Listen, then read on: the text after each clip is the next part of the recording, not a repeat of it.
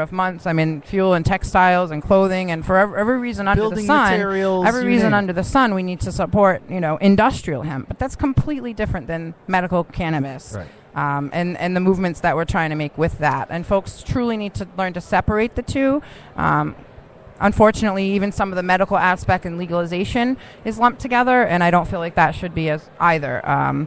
Legalization needs to go one way, and medical needs to, go another, where we can truly support these sick people and cover the cost of their medicine, help them with, the taxes and things. Medicine shouldn't be taxed. There's a lot of stuff that. Well, that I could be mean, changed. it's the difference between going to your pharmacist and buying an OTC drug. Like Exactly. you can go into. I mean, legalization is being able to go into a CVS and buy a bottle of Dimetap, rather than the codeine laced whatever cough syrup that they're selling behind the And there, again, I think there needs to be a distinction there, where we need to allow people the Access. option and the choice and access to it. And legalization, is I think a little bit further down the road. Oh, it's further down the road, but this is about creating safe access, normalizing the plant itself, not encouraging people to educate themselves, breaking down the walls of the stigma that's attached to it, and just treating patients as patients, and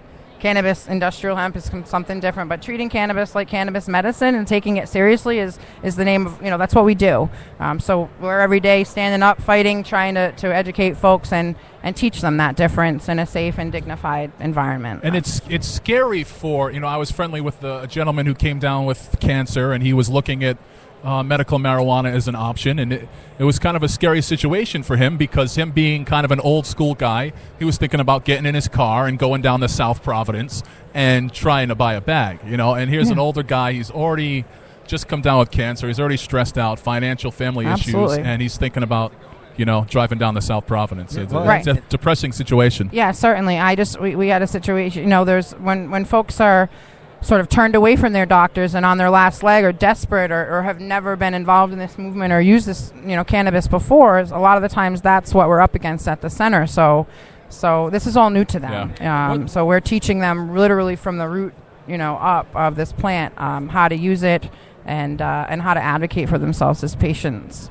In terms of your funding, you clearly the cost of running your operation isn't going to be covered by patient bills. There is no funding. There are no tax breaks or anything like that. We are a nonprofit organization, but anytime you're involved in cannabis business, unfortunately, it's not like any other businesses run. I can't really get into too much of that's not really my lane, so to speak, and I don't really know, too much of that. I just know that there are a lot of taxes paid to the federal and state government, from the dispensary ourselves, and then the patients, in addition to that, pay a state sales tax.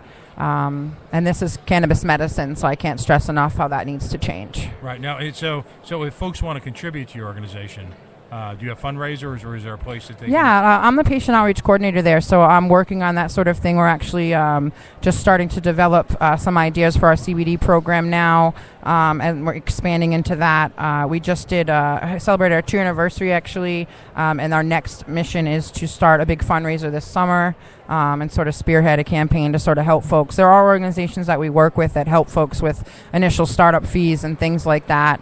We do have a compassion program at the center, but we certainly need to come together and for folks to understand, the big picture of how these dispensaries run and what we're up against. Interesting.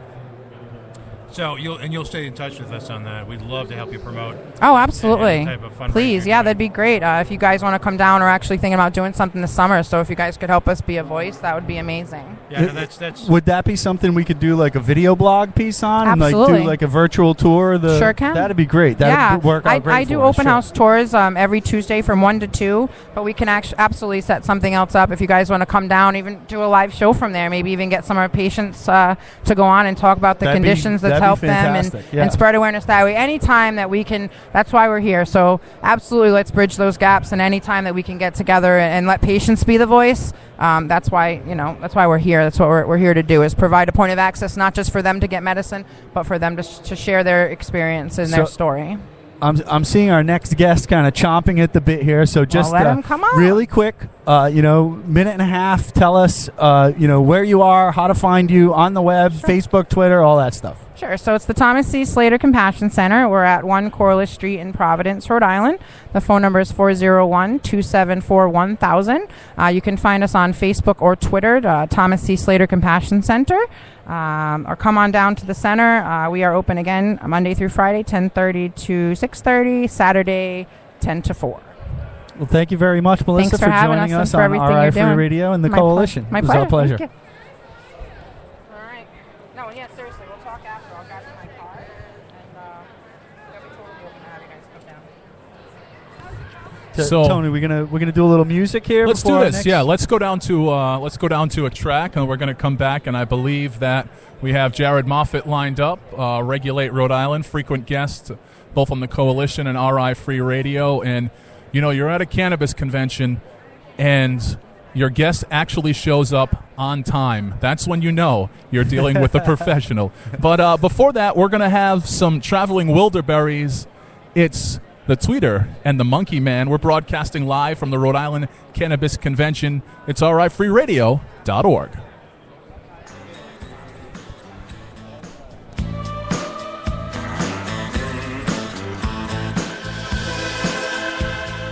Tweeter and the Monkey Man were hard up for cash. They stayed up all night selling cocaine and hash to an undercover cop who had a sister named Jan. For reasons unexplained, she loved the Monkey Man. Tweeter was a Boy Scout before she went to Vietnam and found out the hard way nobody gives a damn. They knew that they'd find freedom just across the Jersey line, so they hopped into a stolen car, took Highway 99. And the walls came down all the way to hell. Never saw them when they're standing, never saw them when they fell. The undercover cop never liked the Monkey Man. Even back in childhood, he wanted to see him in the can. Jan got married at 14 to a racketeer named Bill. She made secret calls to the Monkey Man from a mansion on the hill. It was out on Thunder Road, Tweeter at the wheel. They crashed into paradise, they could hear them tires squeal. The undercover cop pulled up and said, everyone is a liar. If you don't surrender now, it's gonna go down to the wire. And the walls came down all the way to hell.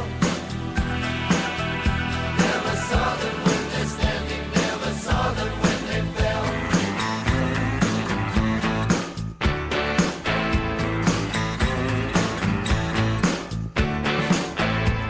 An ambulance rolled up, a straight trooper close behind.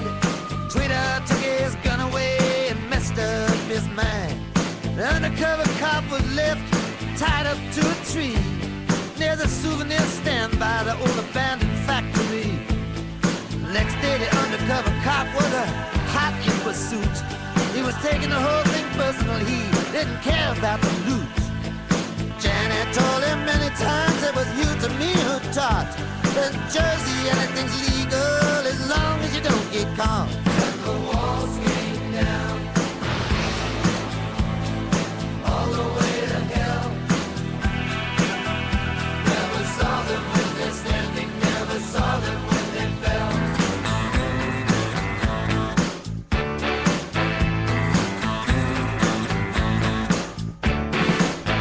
Someplace by Rahway Prison, they ran out of gas. The undercover cop had cornered him, said, "Ma, you didn't think that this could last." Jan jumped up out of bed, said, "There's someplace I gotta go." She took a gun out of the drawer and said, "It's best if you don't know." The undercover cop was found face down in a field. The Monkey Man was on the river bridge using Tweeter as a shield. Jan said to the Monkey Man, "I'm not fooled by Tweeter's curl. I knew him long before he ever became a Jersey girl." And the walls came down all the way to hell. Never saw them when they're standing, never saw them when they fell.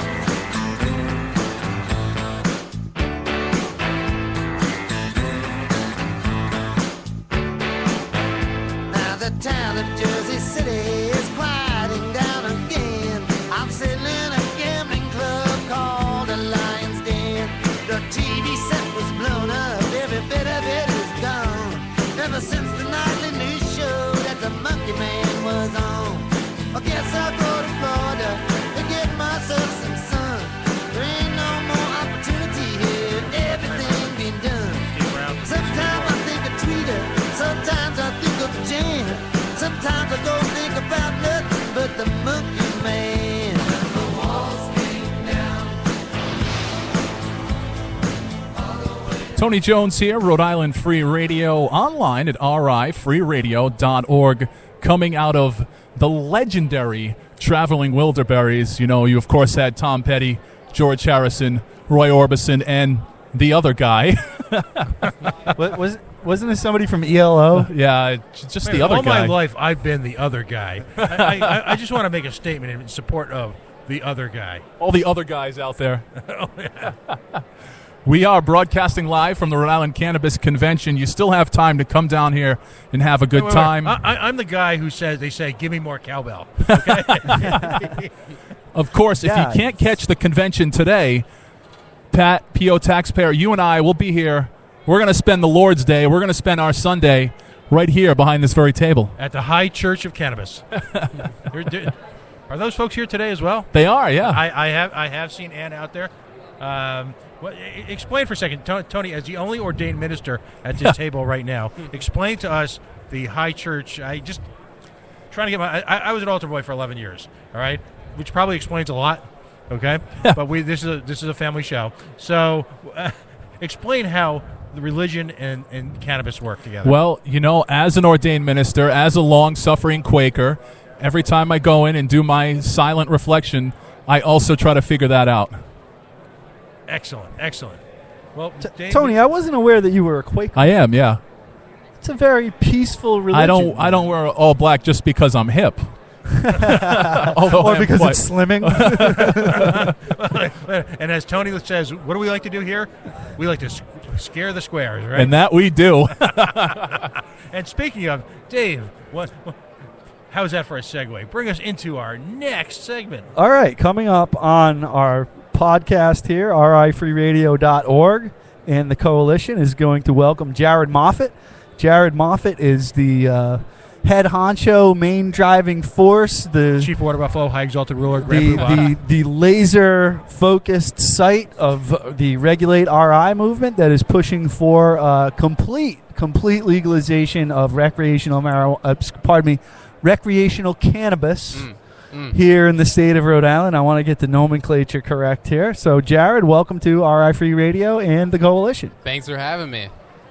Now, Jared's actually been on a few times on the Coalition. He's been on the Coalition in a variety of forms. You were with us pretty much from the beginning. Yeah, that's right. Just about. Our ill-fated 420 show where we were on for about 4 minutes.